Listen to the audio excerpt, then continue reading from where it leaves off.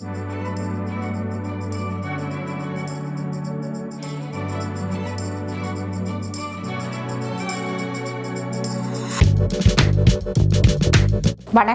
நான் உங்கள் அம்மா சமையல் மீனாட்சி. இன்றைக்கி சூப்பரான காலிஃப்ளவர் வச்சு ஒரு லாலிபாப் தான் பண்ண போகிறோம். எப்படி பண்ணுறதுன்னு பார்க்கலாம் வாங்க. முதல்ல நம்ம காலிஃப்ளவர் பண்ணுறோம் அப்படின்னாலே இந்த மாதிரி ஒரு பாத்திரத்தில் நறுக்கிட்டு அதுக்கப்புறம் தண்ணி, அதுக்கப்புறம் மஞ்சத்தூள், உப்பு இதை போட்டு ஒரு 1 hour ஊற வச்சுருங்க. அதில் புழுவெல்லாம் இருந்தால் வெளியில் வந்துடும். காலிஃப்ளவர் நம்ம செய்கிறதுக்கு முன்னாடி ஃபஸ்ட்டு தண்ணி ஊற்றி தண்ணி நல்லா கொதிக்கட்டும். ஒரு 1/2 ஸ்பூன் அளவுக்கு நம்ம இதில் உப்பு சேர்த்துக்கலாம். இப்போ இதை மூடி வச்சிடலாம். தண்ணி நல்லா கொதிக்கட்டும். இப்போ நான் ஒரு 3 காலிஃப்ளவர் எடுத்திருக்கேன், கொஞ்சம் பெருசு. அதனால் இதில் பார்த்திங்கன்னா காஞ்ச மிளகாய் ஒரு 10, அதுக்கப்புறம் காஷ்மீர் மிளகாய் ஒரு 10 நல்லா ஊற வச்சுருக்கேன். இதை நம்ம இந்த மிக்ஸி ஜாரில் போட்டு அரைச்சி எடுத்துக்கலாம். நம்ம ஊற வச்ச இந்த தண்ணியோடவே சேர்த்துக்கலாம். இஞ்சி ஒரு பெரிய பீஸு அதையும் இதில் சேர்த்துப்போம். பூண்டு ஒரு 15 பல்.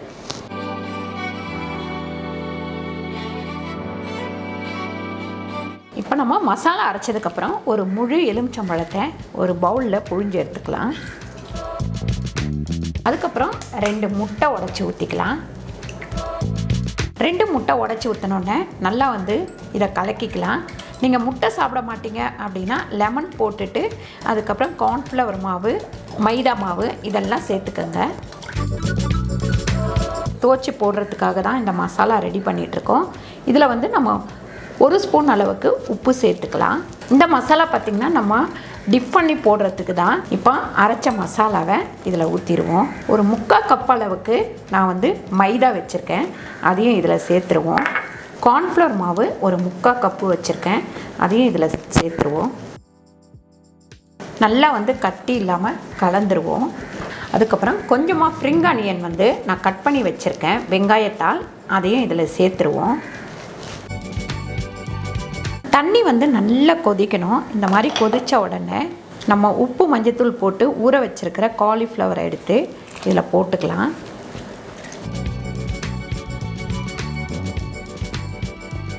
இப்போ நம்ம அடுப்பை ஆஃப் பண்ணிவிடுவோம். இப்போ இதை மூடி வச்சிடலாம். ஒரு 2 நிமிஷம் மூடி இருக்கட்டும். பாருங்கள், நம்ம அடுப்பை ஆஃப் பண்ணிவிட்டு ஒரு 2 நிமிஷம் நம்ம மூடி வச்சிடணும். மூடி வச்சிட்டோம் அப்படின்னா நமக்கு லாலிபாப் நல்லா சாஃப்டாக கிடைக்கும். மேலே மொறுமொறுன்னு உள்ளே சாஃப்டாகவும் கிடைக்கும். இப்போ இதை தண்ணி நல்லா வடித்து வேறு ஒரு பாத்திரத்தில் போட்டுக்கலாம்.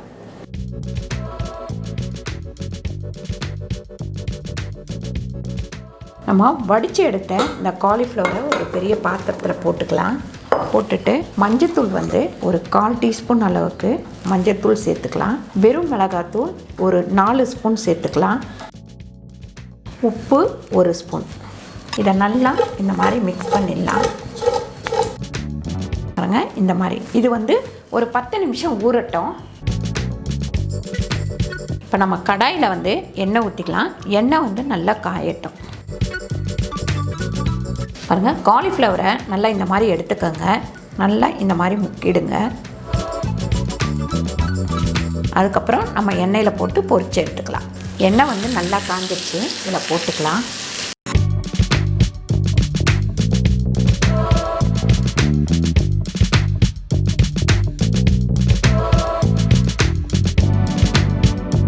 காலிஃப்ளவர் லாலிபாப் ரெடி ஆயிடுச்சு.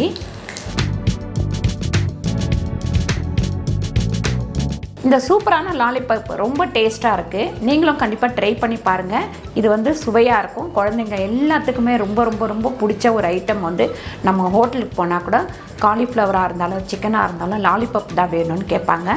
ட்ரை பண்ணி பாருங்கள். இந்த வீடியோ உங்களுக்கு பிடிச்சிருந்தா லைக் பண்ணுங்கள், ஷேர் பண்ணுங்கள், சப்ஸ்கிரைப் பண்ணுங்கள், ஃபேஸ்புக்கில் ஷேர் பண்ணுங்கள், மறக்காமல் கமெண்ட் பண்ணுங்கள். நன்றி, வணக்கம்.